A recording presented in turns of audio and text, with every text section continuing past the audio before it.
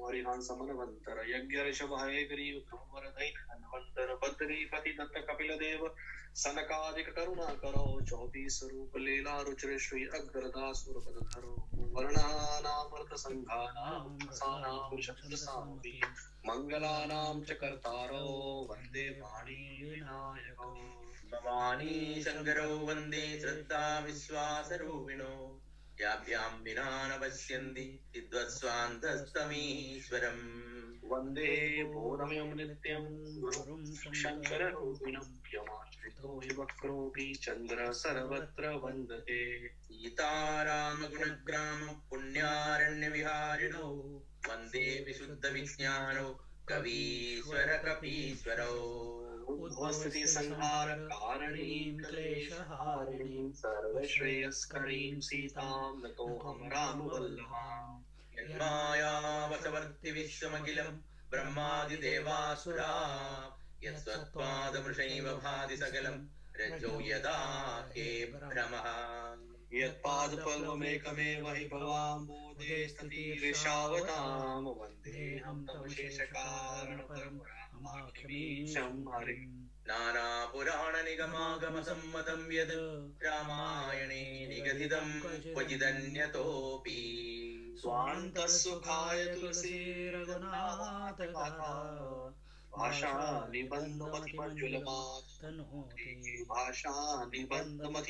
भाषानिबन्धमतिमञ्जुलमातनोति जो सुमिरत सिद्धि होई गणनायक करिवर वदन करौ अनुग्रह सोई बुद्धि राशि शुभ गुण सदन मूक होए वाचाल अंगुचड़े गिरिवर जासु कृपा सुदयाल प्रभु सकल कलि मर्दन नील सरोरुह श्याम तरुणारुण वारि जनयन करौ सुममौर धाम सदा क्षीर सागर शयन कुंद इंदु समदेह उमारमण करुणायन जाहि दीन परनेह करौ कृपा मर्दन मयन बंधव गुरुपद कंज कृपा सिंधु नर रूप हरि महामोहतम पुंज जासु भजन रवि कर निकर सियावर रामचंद्र की जय पवन सुत हनुमान की जय उमापति महादेव की जय बोलो भाई सब संदन की जय नमः पार्वती पदे हर हर महादेव मंगल भवनय मंगलहारी द्रवहु सुदशरथ अजर बिहारी सुनी जानकी परम सुख पावा सादरता सुचरण सिरुनावा तव मुनि सन कह कृपा निधाना आय सुहोय जाऊ बन आना संत दमो पर कृपा करेहु सेवक जानि तजहु जनिनेहु धर्म दुरंदर प्रभु कै बानी सुनि सप्रेम बोले मुनि ज्ञानी जासु कृपा अज शिव सनकादि चहत सकल परमारथ बादी ते तुम राम अकाम पियारे दीन बंधु मृदु बचन उचारे अब जानी मैं श्री चतुराई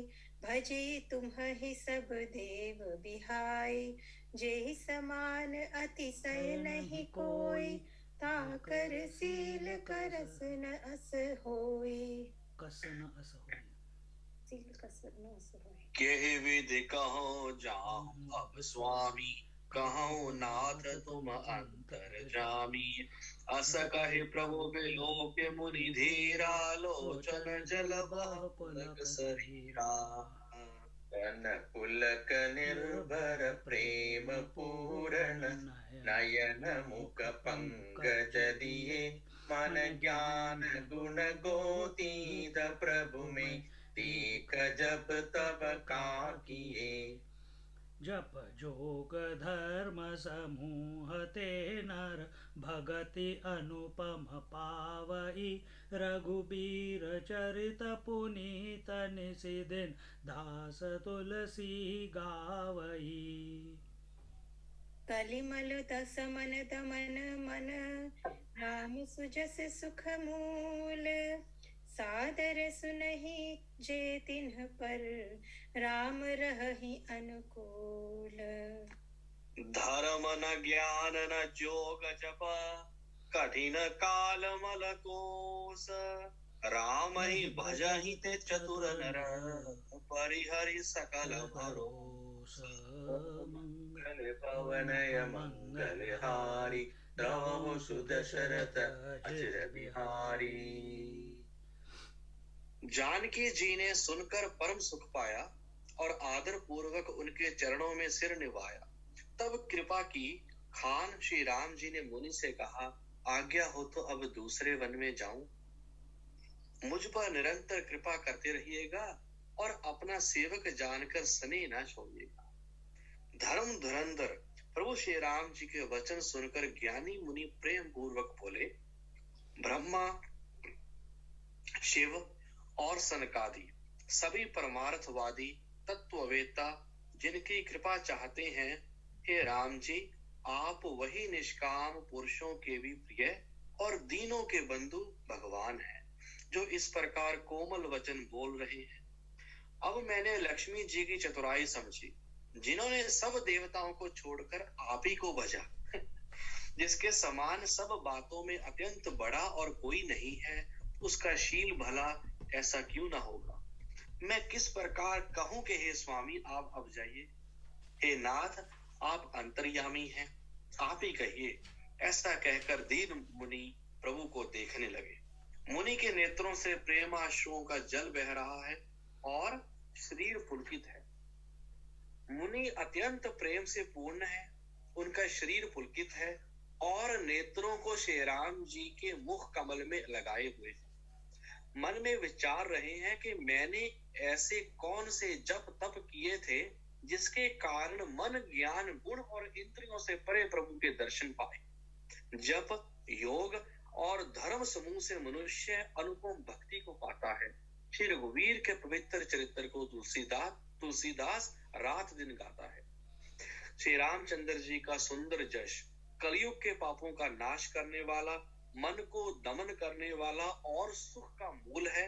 जो लोग इसे आदर पूर्वक सुनते हैं, उन पर श्री राम जी प्रसन्न रहते हैं।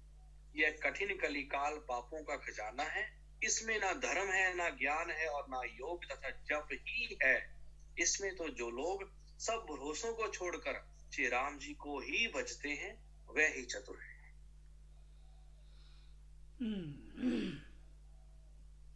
ये अपने अखंडानंद जी कहते हैं, सुनी जान की परम सुख पावा। वर्णन करते हैं कि यह उपदेश सुनकर जानकी जी को परम सुख की प्राप्ति हुई और तुरंत उन्होंने आदर के साथ उनके चरणों में सिर झुकाया। किसी से उपदेश सुने तो उपदेश सुनने के बाद फिर सिर झुकाना आवश्यक होता है। इसका अभिप्राय है कि बुद्धि का निवास सिर में है और सिर झुकाने का अर्थ है कि हमारी बुद्धि तुम्हारी बुद्धि के पीछे चलने वाली है। अब मुनि से कृपा निधान ने कहा कि महाराज आदेश दो, अब दूसरे वन में जाएं। कृपा निधान है इसलिए पूछते हैं। भला पूछने की कोई जरूरत है अत्रि जी से? और फिर प्रार्थना करते हैं कि आप हमेशा हमारे ऊपर कृपा करना और अपना सेवक हमको समझकर स्नेह मत छोड़ना। धर्म धुरंधर प्रभु हैं, महात्माओं से कैसे बात करनी चाहिए इस बात को वे जानते हैं।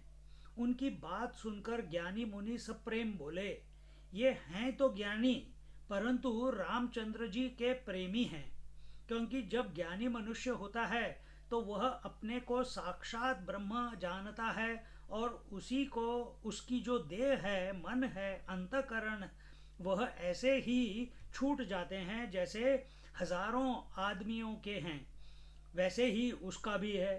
उसके अंतःकरण में अब मैं पना नहीं रहा तो ज्ञान की दृष्टि से जो बुद्धि है, मन है, प्राण है, अंतःकरण है, शरीर है, कैसे भी रहे, ज्ञान की दृष्टि से कुछ अच्छा बुरा नहीं होता, वह तो छूट गया। लेकिन छोड़ी हुई चीज़ भी यदि अच्छे काम में लगे तो वही अच्छा होता है।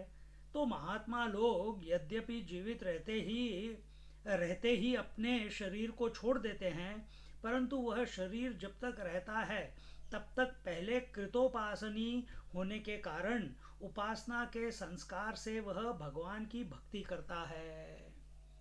तो ये सारे जो संत महात्मा थे सब रियलाइज्ड हैं, वो तो परब्रह्म परमात्मा को जानते हैं अपने हृदय में कि मैं ही वो हूँ। फिर भी जब सामने रामचंद्र जी जैसे व्यक्तित्व के भगवान ने, उनको तो पता है कि भगवान ने अवतार लिया है, और हाँ जी। हाँ, तो फिर उसके सामने उनको कोई शर्म नहीं है, उनको कोई लज्जा नहीं है कि क्यों हमको सर झुकाना है। क्योंकि जैसे उनका शरीर इस वही परब्रह्म परमात्मा उनके शरीर से प्रस्तुत हो रहा है, वैसे ही उनके रामचंद्र जी के शरीर से भी प्रस्तुत हो रहा है ना। हाँ जी। हाँ, तो और हम इन लोगों ने तो जन्म लेने के बाद, तपस्या करने के बाद फिर ज्ञान प्राप्त किया, और रामचंद्र जी तो ये तो वैरागी है ना, ये सब के सब, पर रामचंद्र जी तो संसार में है। और फिर भी वो अपने आप को भूल नहीं रहे हैं। तो ये दृष्टि जो है हमारी सिर्फ रामचंद्र जी के प्रति नहीं, हमारे इनकी दृष्टि कैसी हो जाती है, इनकी दृष्टि हो जाती है जो भी मनुष्य इस जीवन में है, जो भी जंतु है, सब राममय ही है, सब राममय है। अब इसका मतलब नहीं है कि वही एक कातिल को तुम जाके गले लगा लो, नहीं। अपने शास्त्र कहते हैं जो अपने से बड़े हैं उनका आदर प्रेम करो, रिस्पेक्ट दो, जो अपने साथ वाले हैं उनके साथ दोस्ती रखो, पर ज़्यादा दोस्ती नहीं कि फंस जाओ, दोस्ती रखो। फिर अपने से छोटे हैं उनके प्रति क्षमा भाव रखो, उनको फॉरगिव करो, और जो गलत लोग हैं इस सोसाइटी में उनसे दूर रहो। इसको प्रेम बोलते हैं, इसको प्रेम बोलते हैं। प्रेम मतलब सिर्फ ये नहीं कि आलिंगन और इसको प्रेम बोलते हैं, इसकी ये परिभाषा है। फिर बोलते हैं कि हाँ, और जब तक ये शरीर है, जब तक ये जीवन चलने वाला है, उन्होंने पहचान तो लिया कि हम परब्रह्म परमात्मा हैं, पर जब तक शरीर है तब तक मन भी है। फिर मन क्या करे? मन हमेशा राम नाम में मग्न रहता है। शिव जी भी हमेशा राम नाम में मग्न रहते हैं, ये महात्मा भी हमेशा राम नाम में, प्रभु के नाम में मग्न रहते हैं। और जब अब इतने हजारों, जब ये सब कौन थे? ये ब्रह्मा जी के मानस पुत्र हैं ना सारे, अत्रि वगैरह। तो जब तब से अभी तक ये भगवान का ही नाम ले रहे हैं। अब भगवान उनके सामने आएंगे तो वो पहचानेंगे नहीं क्या? है ना? बिल्कुल समझे। हाँ, बोले जिसकी कृपा सब परमार्थवादी चाहते हैं, ब्रह्मा जी, शंकर जी, सनकादि सब परमार्थवादी जो कहते हैं एकम ब्रह्म, एक ही ब्रह्म है, दूसरी वस्तु बिल्कुल नहीं है, एकमेवा द्वितीयम ब्रह्म, ऐसे जो परमार्थवादी हैं वे लोग भी चाहते हैं कि जब तक यह हमारा शरीर रहे, मन रहे, इंद्रिय रहे, तब तक यह नारायण नारायण होकर रहे। देखो, तो जब तक जीवन है, ये मेरे को बहुत सुंदर, अब ये सुन के मेरे को बहुत अच्छा लग रहा है। क्यों? क्योंकि जब मैं, स्वामी जी इधर आए थे सारवर में ऑपरेशन के लिए, अपना हर्निया का ऑपरेशन के लिए, तो तब उन्होंने कहा, जिनके घर रह रहे थे उन्होंने मेरे को फ़ोन किया, भाई तुम आ जाओ ज़रा, स्वामी जी का ख्याल कर लो। तो गर्मी की छुट्टियां थी, मैं चला गया। तो जब जाने लगा तो लोगों को पता चल गया कि ये ब्रह्मचारी जा रहा है, तो उन्होंने स्वामी जी को बता दिया। स्वामी जी ने कहा कि तू नहीं जा सकता। तो मैं दुविधा में पड़ गया कि ये क्या हो रहा है, कि क्यों नहीं जा सकता। कोई बीमार है उसकी सेवा करना, जिसने मेरे को शास्त्र पढ़ाए हैं उसको देखने के लिए, तो तुम्हें क्या प्रॉब्लम है भाई? और आश्रम तो बंद है अभी, कोई क्लासेस चल नहीं रही, गर्मी की छुट्टियां थी, तो नहीं जाना। अगर जाओगे तो फिर सब छूट जाए, सब कुछ छोड़ना पड़ेगा। मैंने कहा जो आपको करना है करो, मैं जा रहा हूँ। तो मैं चला गया, और वहाँ जाके जब गया उसके अगले दिन ही, तब तक सब कुछ ठीक था। फिर अगले दिन स्वामी जी का ऑपरेशन था। ऑपरेशन के बाद स्वामी जी 2 दिन बाद जब उठे और फिर मेरे को कहा कि मेरे को वॉक पे ले चलो थोड़ा सा, 100 कदम जस्ट। तो 100 कदम चले। तो उस एक दिन में, 1.5 दिन में यहाँ पे सिडनी में इन्होंने अनाउंस कर दिया कि स्वामी जी ने छोड़ दिया आश्रम, ब्रह्मचारी ने आश्रम छोड़ दिया। मैंने नहीं छोड़ा। आपने? हाँ, ओके, उन्होंने उन्होंने बोल दिया कि छोड़ दिया। उन्होंने बोल दिया छोड़ दिया। तो अब जब मेरे को किसी से पता चला, राधिका जी से, तो मैं थोड़ा यानी ऐसे क्यों करते हैं लोग, मेरे को समझ नहीं आ रहा था। तो उदासी तो हो ही जाती है थोड़ी सी, क्षण भर के लिए। तो जब स्वामी जी आए, कहते हैं ऐसे क्यों मुंह लटका के बैठे हो? मैंने कहा मुंह नहीं लटका हुआ, मैं चिंतन में हूँ कि ऐसे भी होता है। कहते हैं क्या हो गया? तो कहते, मैंने कहा कि स्वामी जी ऐसे ऐसे हो गया। कहते हैं बहुत अच्छा हुआ। मैंने कहा अच्छा, वेरी गुड, स्वामी जी ने बोला है बहुत अच्छा है। तो हमें, मेरे को उनसे कोई डाउट नहीं है क्योंकि सारे शास्त्रों उन्होंने हमको पढ़ाए हैं। तो मैंने कहा बहुत अच्छी बात है। कहते हैं अब एक चीज़ याद रखना, अब वो छूट गया, अब मेरे को मत पकड़ना। ये बात मैं बताने आ रहा हूँ कि अब मुझे मत पकड़ना, अब नारायण को पकड़ना। उनके उनके शब्द हैं कि अब नारायण को पकड़ना। देखो कितनी सुंदर बात है। और वही चीज यहाँ पे अखंडानंद जी बोल रहे हैं कि जब तक शरीर है, जब तक मन है, इंद्रियां हैं, हमें नारायण का भक्त बन के इस जीवन में अपना समय व्यतीत करना है, बेशक हम पर ब्रह्म परमात्मा को जान गए हों। एक्चुअली स्वामी जी ये बात जस्ट हैव टू थिंक, मतलब कॉन्टेम्पलेट करने वाली है कि मतलब most of the time in the life अगर एक सहारा नहीं था, हम दूसरा सहारा संसार में ढूंढते हैं, भगवान की तरफ मुंह नहीं करते। देखो हम करते नहीं। हाँ, और यही अपना पूरा जीवन यही चल रहा है। हाँ। कभी स्नान का सहारा, फिर ब्रश का सहारा, फिर टॉयलेट का सहारा, फिर खाने ब्रेकफास्ट का सहारा, फिर लंच का, फिर काम का, फिर जो एक के बाद एक किसी के साथ हम इन्वॉल्व ही है ना। पर हम वो समय नहीं निकालते कि जहां हम किसी के साथ भी नहीं हैं और अकेले बैठे हैं, सिर्फ अपने साथ, शरीर के साथ भी नहीं, मन के साथ भी नहीं। और अगर मन है तो क्या मन नारायण के साथ है? अब यही चीज, यही बात लेके सारे शास्त्रों में प्रक्रियाएं बनी हुई हैं। या तो तुम कुंडली ले लो, या नाम जप ले लो, वैखरी मध्यमा पश्यन्ति परा, या फिर पूजा ले लो, या फिर हवन होम ले लो, या फिर अष्टांग योग ले लो, या क्रिया योग ले लो, कुछ भी ले लो। ये सिर्फ यही बात है कि वही बाहर से तुम अंदर अपने परमात्मा तत्व की तरफ आ जाओ। अब जैसे तुलसी बाबा बिल्कुल लास्ट में सोरठे में यही कहते हैं ना कि कलयुग पापों का खजाना है, धर्म ज्ञान योग कुछ भी नहीं है, जप, सिर्फ भगवान का नाम। हाँ, भगवान का नाम, सिर्फ भगवान का नाम। लोग कहते हैं ऐसे कैसे, इतना कुछ लिखा है शास्त्रों में। अरे करके देखो तो पता चले ना। स्वामी जी हमने वो वाल्मीकि रामायण में पढ़ा ना, वो यज्ञ की विधि कितनी हार्ड है, क्या क्या। हाँ, और एक त्रुटि हो गई तो वो लड़के की जगह लड़की हो जाएगी, और लड़की की जगह लड़का हो गया, फिर सारी गड़बड़ हो गई तुम्हारी। My God. एक त्रुटि होने से बच्चे भी विकलांग हो जाते हैं, अंडर डेवलप्ड बच्चे आ जाते हैं, क्योंकि माइंडसेट तुम्हारा ठीक नहीं है, तुमने सारी उसमें कहीं पे त्रुटि कर दी है। हाँ। और इस कलयुग में त्रुटि किए बिना बहुत मुश्किल है, बहुत मुश्किल है। हम बेशक बोल दें कि कायना वाचा मने से इंद्रियर्वा, बोल दें हम, लेकिन गलती तो कर ही दी ना तुमने। हाँ। अब वो कायना वाचा भी बोलते हैं, वो सिर्फ मुंह से बोलते हैं, दिल से नहीं बोलते। अगर बोलते हैं तो बहुत अच्छी बात है, पर मेजॉरिटी तो वो पूजा में बस cut cut cut cut cut एक के बाद एक सीक्वेंस लगाओ, वो बोल के खत्म कर देते हैं। Isn't it? Written instructions. हाँ, कि खत्म करना है बस। बोले जिसकी कृपा, हाँ यहाँ पे हमने कर लिया, वह बड़ा श्रेष्ठ, जो प्रेमा भक्ति से परिपूर्ण जीवन है, यह बड़ा श्रेष्ठ है।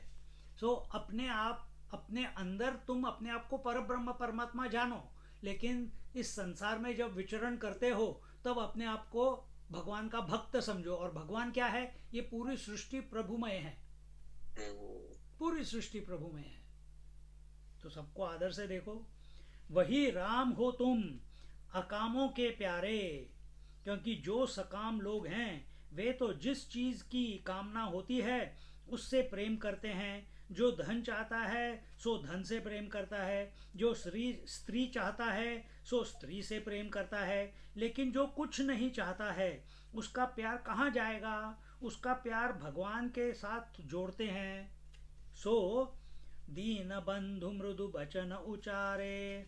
आप तो दीन बंधु हैं, इसलिए ऐसा मृदुल वचन आपने कहा। अत्रि जी कहते हैं कि अब मुझे लक्ष्मी जी की चतुराई मालूम पड़ी। श्री माने लक्ष्मी। भजी तुम्हीं सब देव बिहाई, सब देवताओं का तिरस्कार करके उसने तुम्हारा जो भजन क्यों किया? क्योंकि जो शीलवान होता है वही भजन करने योग्य होता है। शीलवान मतलब cool, undisturbed in any circumstance. और वो हमने रामचंद्र जी में देख लिया ऑलरेडी, नहीं? जे ही समान अतिशय नहीं कोई, ताकर शील कस न अस सो होई। जिसकी बराबरी का कोई नहीं है, जब बराबर का ही नहीं है तो बड़ा कहाँ से होगा? ऐसे जो आप हैं तो आपका ऐसा शील स्वभाव भला क्यों ना हो?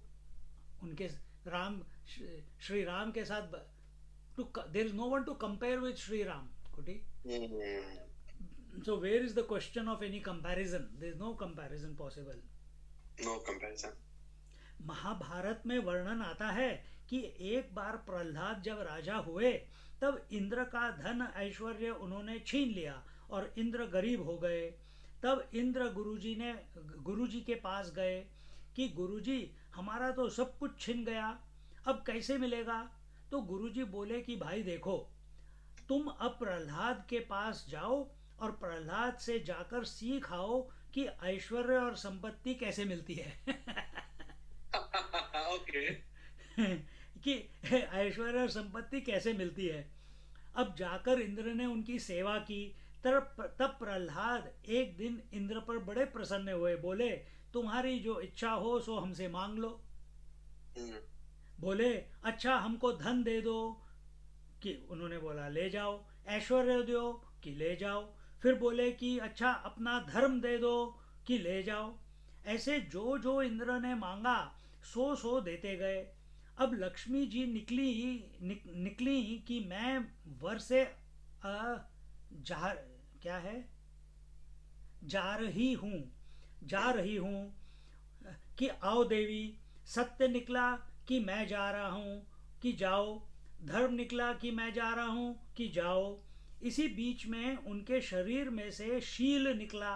तब बोले ठहरो, सब कुछ मैं इंद्र को नहीं दे सकता। प्रहलाद ने कहा शील मेरा। तो जब शील लौटकर आया और प्रहलाद के शरीर में बस गया तो धर्म भी लौट आया, सत्य भी लौट आया, लक्ष्मी भी लौट आई। ओके। लक्ष्मी भी लौट आई, क्योंकि जो शीलवान होता है उसके अंदर सारे सद्गुण होते हैं। I didn't get that. हाँ, I'll tell. हाँ? तो शील is the coolness, equanimity. It is the strength of character because of the equanimity. So in that sense, yeah, he says कि where are we? Shil means sanskar, maybe. हाँ, no, not sanskar. Shil is character. Character, cool character. Not Ravan also had a character, no? So what character is that? That was not conducive to be praised, to be deified. Okay, positive. Positive. This is sattvic. Shil is the coolness of his personality. So here he says that when Indra when Prahlad grew up and he went and took away something Indra must have troubled him. So, because remember, Indra was the one who pulled his mother Kayadhu by the hair and was taking her to kill the baby in her tummy when Hiranyakashipu was doing meditation for 10,000 years. And Naradji came and he said, don't do this type of adharma. You are a dev, and such an act doesn't. Then what do I do? Because the child will come and he will also be an asur. So Naradji tells, I will take this girl to my ashram and I'll program this child from childhood to be devotee of the Lord. So that is how Prahlad grew up, isn't it? You know that story. But somewhere in Prahlad, that Indra must have, what Indra has done to his mother, it must have been there. So when he grew up, he must have defeated him. Okay. Yeah. To teach him a lesson that this is not the way to treat woman. And at that time, he took away every wealth that Indra had. So he went and he asked, how do I get my wealth back? So he was told, go to Prahlad. So he did seva, and Prahlad, he is a soft-hearted, God-loving person whom Narsimha Bhagwan has given darshan. So he is happy with Indra's service and he says, ask whatever you want. And he starts asking everything that he has lost. And then he says, that give me Sheel. And the Sheel went. Then everything Prahlad was allowing to go out of his body and mind to into Indra, because he had taken, and then when it came to Sheel, Prahlad said, no, this will not go. Mentally he said no, and the moment he said no, the Sheel which had gone into Indra came back to Prahlad, and the moment Sheel came back to Prahlad, all that Prahlad had given to Indra, or Indra had taken from Prahlad, all that followed and came back to Prahlad. That is the story here.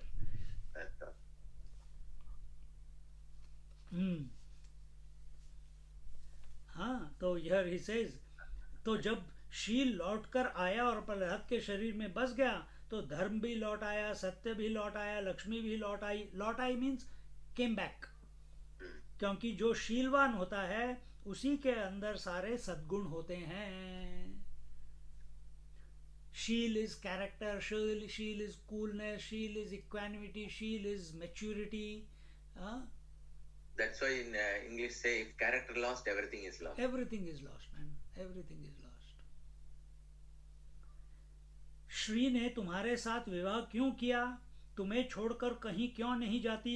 क्योंकि तुम शीलवान हो. जो शीलवान होता है, स्त्री श्री उसका परित्याग नहीं करती है. जो शीलवान होता है, the woman also wants someone who is cool-headed, who is able to handle the erratic mind of a woman, who is able to handle coolly the opposing forces which the world is throwing at a person. If the man loses the plot, then the family loses the plot. So woman is also always looking. Even here in love marriage is also, love is one thing, but second thing is that the person should be strong, the person should have good character. That's what we look at when we talk about the gunas meeting, coming together of man and boy and girl. Anthem plus Sheel. हाँ, बिल्कुल. फिर बोलते हैं, श्री उसका परित्याग नहीं करती. शील का एक ही अभिप्राय बताया है वहाँ. इंद्र ने पूछा कि यह शील ऐसी क्या चीज है जिसके लिए सत्य धर्म सबका सब लौट आया. बोले, अद्रोह सर्वभूतेषु कर्मणा मनसा गिरा, अनुग्रह सदा दानम शील में तत्प्रशस्यते. कर्म से, मन से, वाणी से किसी के साथ द्रोह मत करो. means don't speak by manasa vacha kaya. These are the three levels where action takes place. So by thought, word and deed, do not do ill to anyone. किसी का द्रोह means don't hate anyone, don't dislike anyone, don't make an enemy of anything or anyone. Like today's kids, at the drop of a hat, they say, I hate this, I hate that. It's a recipe for inviting cancer. It's such a negative force and so strong emotion. We never heard in our childhood. No, we never did. Never heard actually. No, we heard, but we never used to. It was untouchable. The word was untouchable. But यहाँ पे तो it's तकिया कलाम है इनका. I hate this, I hate that. चलता ही रहता है. किसी का बुरा मत चाहो, किसी का अनिष्ट मत करना चाहो, सबके ऊपर अनुग्रह करो और सबको कुछ ना कुछ दो. ये हमारे स्वामी जी भी कहते हैं, शास्त्र भी कहते हैं कि जीवन में देने वाले बनो, लेने वाले मत बनो कभी. देते जाओ. हंसी जब किसी के साथ मिलते हो तो उनको हंसा हंसू के छोड़ दो, खाना खिला के छोड़ दो. किसी वी शुड बी. और फिर जब हम देने वाले बनेंगे तो प्रभु हमारे को और देंगे देने के लिए. उस तरीके से देखो. पर सिर्फ हम अपने पास रखेंगे तो ये तो कंजूस है, इसको क्या देना है किसी के. जैसे वो पहले आई थिंक कथा में सुना था, आप भी बता रहे थे कि जो अमीर रिच जिसको कहा गया है उसको नहीं जिसने ज्यादा कमाया, अक्यूमुलेट किया, जिसने ज्यादा दान दिया उसी को कहते हैं कि यार ये बड़ा आदमी है. देखो अलग अलग लेवल पे अमीरी बात होती है. एक लेवल हो गया जिसने बहुत पैसा बना लिया, वो छोटा. फिर जिसने दान दिया वो उससे बड़ा है. उससे भी बड़ा जिसका मन शांत है, जिसके पास सिद्धियां हैं वो और अमीर हो गया. जिसके पास सिद्धियां हैं.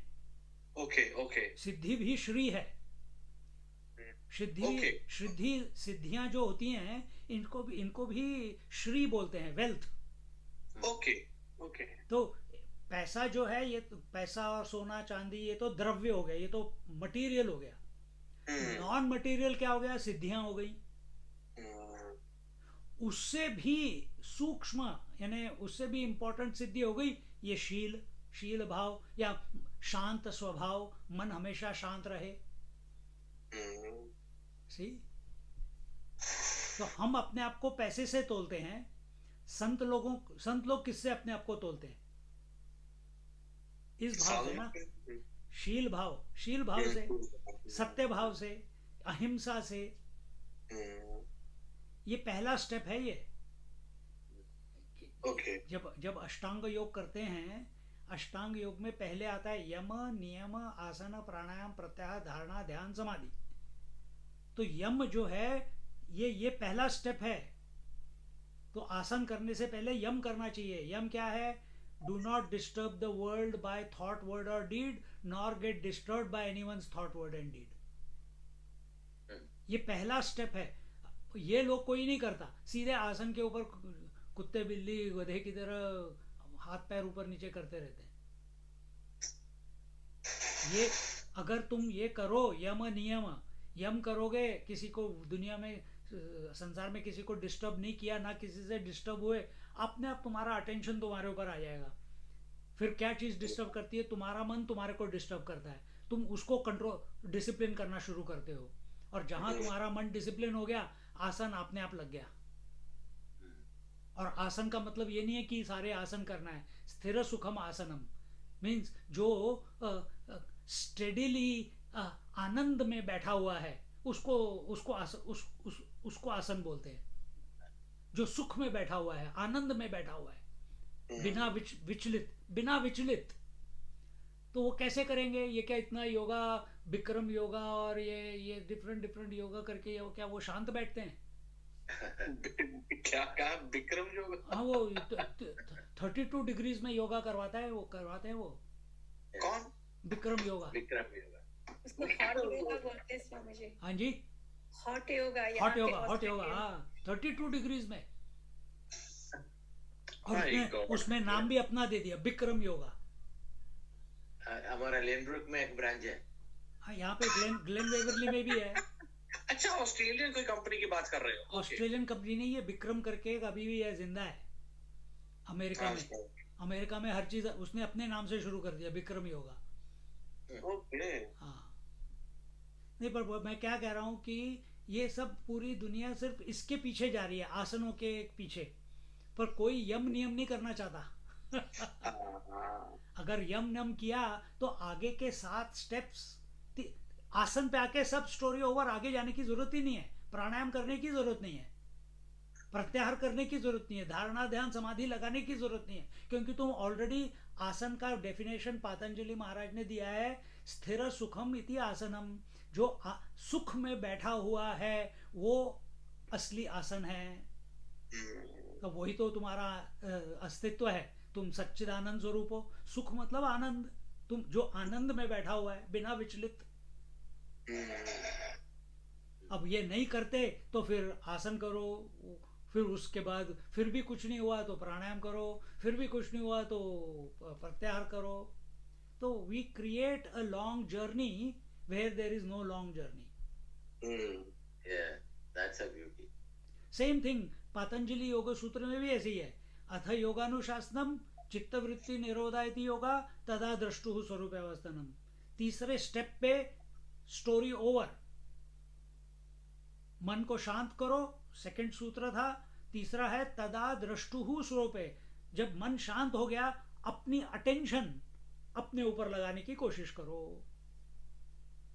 कोशिश करो मतलब you be aware of yourself and that is it. Realise हो गए। अब वो बंदा जो जिसको बता रहे थे पतंजलि, उसको समझ नहीं आया, तो फिर उनको आगे 570 और सूत्र लिखने पड़े, क्योंकि वो पूछता गया। ही केप्ट आस्किंग क्वेश्चंस कि चित्त क्या होता है, वृत्ति क्या होती है, निरोध क्या होता है, तो फिर एक्सप्लेन करना पड़ा। पर अगर तुम समझ गए तो 3 में ही। वैसे ही भगवत गीता में भी अर्जुन ने क्वेश्चन पूछा, verse number 10 chapter 2 to verse number 31 के 30, भगवान ने एकदम हाईएस्ट नॉलेज अर्जुन को दे दी, क्योंकि अर्जुन ने कहा था कि मेरे को यत् श्रेयात निश्चितम ब्रूहि तन्मे शिष्यस्तेहं शादी माम तम प्रपन्नम। तो जब सारी हाईएस्ट नॉलेज दे दी, अर्जुन को समझ नहीं आया, तो फिर बाकी के 17 चैप्टर और लिखने पड़े, बोलने पड़े। पर यू सी, तो वैसे उसी तरीके से अगर हम सोचें, जहां शील आ गया, शीलवान पुरुष, उसके पास अपने आप सब कुछ आ जाता है। और जरूरी नहीं कि हमारे पास पैसा द्रव्य के रूप में आए, क्योंकि शीलता ही सबसे बड़ा क्या कहते हैं, इज द ग्रेटेस्ट वेल्थ। तो बोलते हैं किसी का बुरा मत चाहो, किसी का अनिष्ट मत करना चाहो, सबके ऊपर अनुग्रह करो और सबको कुछ न कुछ दो। इसका नाम शील है और यही जीवन का सबसे प्रशस्त रूप है। देने वाले बनो, लेने वाले मत बनो। और देने वाले तुम तब बनोगे जब तुम ये देखोगे कि सबके सबको ज्यादा जरूरत है, तुम्हें सबसे कम जरूरत है। पर आदमी क्या करता है, सिर्फ सर्वाइवल के लिए इकट्ठा करता रहता है, उसका कोई एंड नहीं है।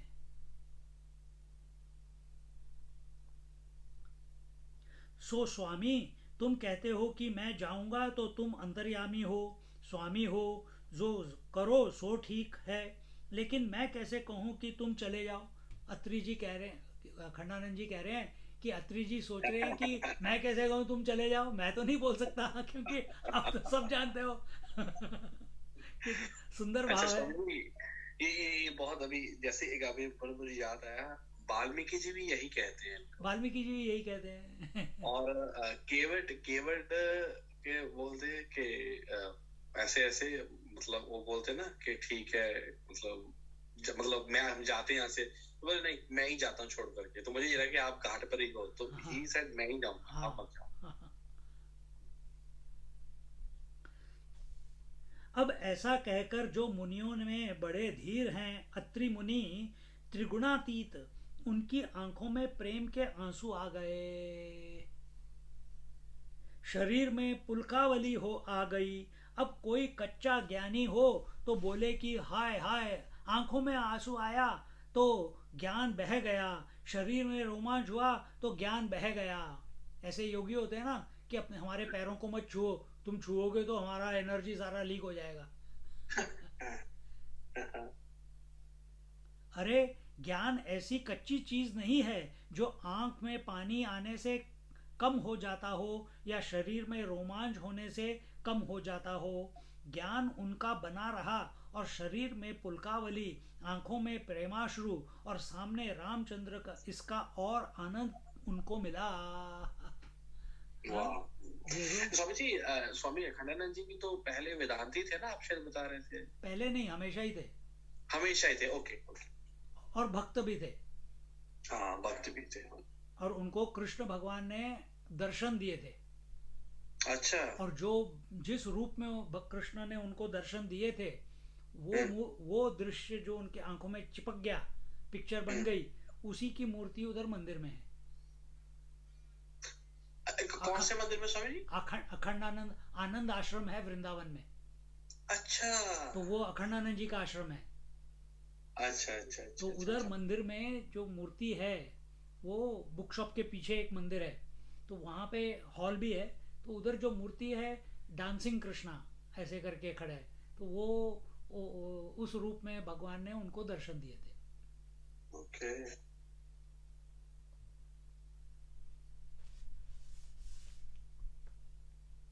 अब प्रेम से परिपूर्ण हो रहे हैं और नेत्र भगवान रामचंद्र के मुख कमल पर लगे हुए हैं और कहते हैं कि देखो, मैंने क्या ऐसा जप और तप किया कि ज्ञान और गुणों से परे जो प्रभु हैं उनको मूर्तिमान रूप में मैंने देखा।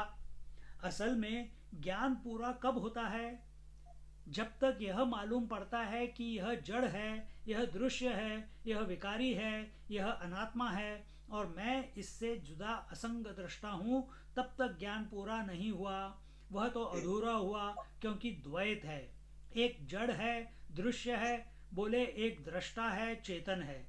तो दृश्य को जो यही मानता रहता है कि यह तो कोई विकारी परमात्मा से जुदा चीज है, उसका ज्ञान पूरा हुआ ही नहीं। वे कहते हैं कि प्रभु मैं दीख, आज प्रभु का दर्शन तो हमको हो गया, माने दृश्य भी ब्रह्म ही है। तो हम जब तुम जब घर में बैठे हो, तुमको औरत दिखती है, उसको तुम माँ बोलते हो, दूसरी लड़की दिखती है, उसको तुम बीवी बोलते हो, किसी और को देखते हो तो उसको भाई बोलते हो, पर तुम उसके अंदर जो आत्मा प्रस्तुत है उसको तो देखते नहीं, है ना। हम सभी ऐसे ही करते हैं। तो ये अब अत्रि मुनि तो क्या कहते हैं, उनको तो परमात्मा के साथ एक हैं वो, पर जब तक शरीर चल रहा है उनको काम करना है। जो भी उनकी जॉब डिस्क्रिप्शन है। सारे जो देवता हैं, ब्रह्मा विष्णु महेश, सारे जो इंद्र और सारे मरुदगण, आदित्य एक्सेट्रा एक्सेट्रा, सबके अपनी अपनी जॉब डिस्क्रिप्शन है। यमराज, उनकी भी जॉब डिस्क्रिप्शन है। वैसे ही ये जो सप्त ऋषि, जो सनत कुमार, नारद मुनि, सप्त ऋषि, all of them have a job description. They are fulfilling a particular job to maintain this creation. It will not work if one of the rishis says, I want to merge back into the infinite and leave this body. There will be the whole creation will go topsy-turvy. See? So each one is working, but while they are working and doing whatever they have to do, as they are just being doing their tapasya or doing their taking the name of the Lord Narayana, तो उससे पूरी सृष्टि balance में है। So while they are doing it, अब उनके पास आंखें हैं कि सामने Narayan Bhagwan has come in the form of Ram, they could recognize. Was Tulsidas ji able to recognize the first time? No. He had to be reminded third time by Hanumanji, or second time by Hanumanji. Second time. तो हमारे सामने भी everywhere it's only परमात्मा. पर जब संत लोग आ जाते हैं तो हमारी उनके प्रति we are more affable to them. We respect them because of their dress or because of their knowledge or because of whatever. But if you go to a mental asylum, maybe some mad people are more realized. More realized meaning they are in one with the truth, but behaving in that manner, who knows? We don't have the eye to see that, isn't it? हमारे दृष्टि में परिवर्तन नहीं हुआ है. तो यहाँ बोलते हैं कि माने दृश्य भी ब्रह्म ही है. अध्यस्त हो जो होता है वह अधिष्ठान से भिन्न नहीं होता. अधिष्ठान मतलब substratum. So whatever is manifest is not separate from the substratum. So what is manifest? Ornament is manifest. What is substratum? Gold. So ornament is not separate from gold. That is what he is saying. जिसको हम लोग जड़ अनात्मा मानते हैं वह भी परब्रह्म परमात्मा स्वरूप है. तो ये जो सृष्टि, जो जड़ स्वरूप सृष्टि हमको दिखती है, ये शरीर, ये घर, ये पृथ्वी, जल, अग्नि, ये सब परब्रह्म परमात्मा स्वरूप है. हमारी दृष्टि में अभी खोट है, इसलिए हमको सब कुछ क्लियरली दिख नहीं रहा है. फिर बोलते हैं कि जप, योग और धर्म समूह से मनुष्य को अनुपम भक्ति की प्राप्ति होती है. सब कर फल हरि भगति सुहाई. सबका फल भगवान की भक्ति है. रघुवीर का जो पुनीत चरित्र है उसको तो दास तुलसी दिन रात गाता है. दिन रात गाना माने कीर्तन. यह भी एक भक्ति हुई. कीर्तन भक्ति हुई माने यह जप योग धर्म समूह का फल है कि हम रामचरित्र का निरंतर गान करते हैं. यह राम का सुयश कलिमल समन. कलियुग में जो पाप है उनके लिए यमराज स्वरूप है. समन यमराज का नाम है. Someone is another name for Yamraj, Lord of death. और दमन मन को यही काबू में करता है. सब छोड़ दो तो छोड़ दो, पर यह कथा वार्ता भगवान के चरित्र का गान श्रवण, इसका परित्याग मत करो. Never, everything is worthy of living, but never give up the name of the Lord. Never give up the reading the story of the Lord, interest in the Lord, reading the Ramcharitmanas. Don't give that up. लोग जाकर एकांत में सोते हैं और कहते हैं कि हम ध्यान करके आए हैं. हमारी तो समाधि लग गई थी. एक महात्मा थे जो थे तो वे बैठे बैठे सो जाते थे. उनका पेट जरा बड़ा था, गट्टे से थे. जब सोते तो उनका सिर पेटी की तरफ झुक जाता और मुंह से लार बहने लगती. Means his stomach was so big that his head used to fall down on his stomach only, and from the mouth the saliva will start falling down. उनका झुक जाता था और मुंह से लार बहने लगता. किसी ने कहा कि महात्मा जी यह क्या कर रहे हो? बोले जरा समाधि लग गई थी भाई, और कोई बात नहीं, समाधि लग गई थी. He was sleeping. But they say sometimes in lectures also people do that. और कोई बात नहीं, वे नींद को ही समाधि कहते. यह एकांत में जाकर यदि मन एकाग्र हो, परमात्मा का चिंतन हो, ध्यान लगे, समाधि लगे तो सब ठीक है. और वहां व्याकुल होकर छटपटाना ही होवे, या सोना ही होए, ताश ही खेलना हो, या गप ही हाँकनी हो, तो एकांत बहुत बुरा है. He is saying that if you are going in your own private space to meditate, to do japa, to make your mind calm and quieten down by chanting the Lord's name, then it is okay. But if you are going to sleep, if you are going to gossip, if you are going to play cards, if you are going for gambling, if you are going there to sleep, and then one must avoid staying by himself or herself. यह जो राम यश है, तो how do you avoid staying alone? Take the Ramcharitmanas and start doing Parayan. You are not alone then. You are with Ram ji, Tulsidas ji, Hanuman ji. यह जो राम यश है, इसका श्रवण और वर्णन कलिमल का शमन है, मन का दमन है, सुख का मूल है. जो लोग सादर इसका श्रवण करते हैं, meaning those people who with respect listen to the Ramcharitmanas करते हैं, राम भगवान उनके ऊपर अनुकूल रहते हैं.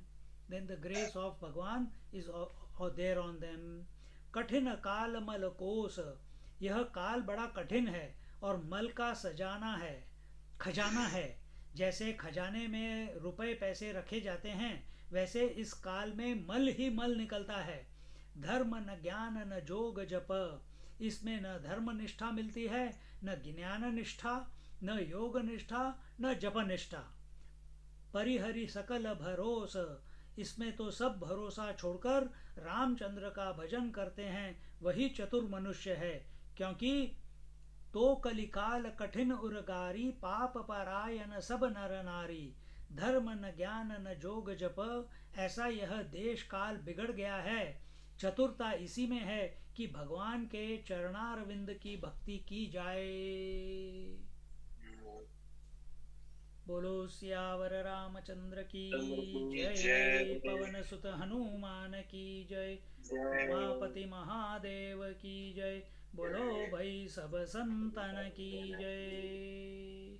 हर हर नमः पार्वती पतये, हर हर महादेव. अभी भी टाइम है, we can chant, we can chant, we can chant. हाँ, भी 5 मिनट हैं. अच्छा ठीक है स्वामी जी. मुनि पद कमल नायक सीसा, चले बनहि सुर नर मुनि सा.